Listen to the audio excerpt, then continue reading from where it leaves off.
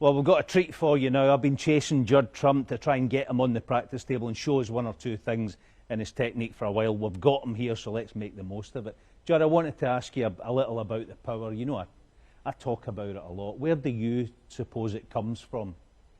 For me, I was always impressed with a couple of other players growing up, just local players in the club. I always wanted to be able to screw back the length of the table and stuff like that. So I think as I got older, I sort of managed to get more cue power, just timing really. I think also I don't spend a lot of time looking at my technique, but I think the power comes from a kind of flick the wrist when I get through it, and there's quite a few players that don't do that and they find it a little bit harder. So I think I just enjoy hitting the ball hard, and that along with sort of the flick of the wrist at the back sometimes, it helps generate a lot of power.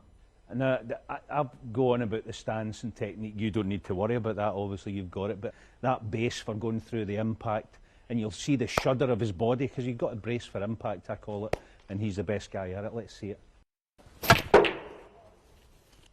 And it's even come back up top side of the blue. Now this cloth's pretty slow, so that was a good strike, wasn't it? Yeah, it was probably hit the ball a little bit too full on with a bit too much screw. Obviously it takes a bit of getting used to the table, but it was a pretty good contact with the first red, and even still you're a little bit unlucky not to be on anything easier than that. Just if you can play it one more time for us, I want you to watch here how close his middle finger is to the white. It's probably, I'm guessing, it's quite close, isn't it? Yeah. Put it up again, whichever shot you want.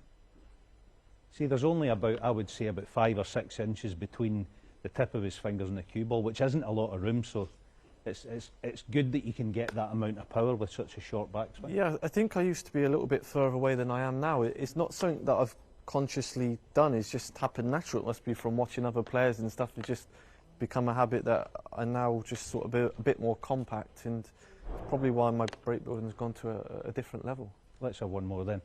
See if we can keep the cue ball central this time without using the cushion.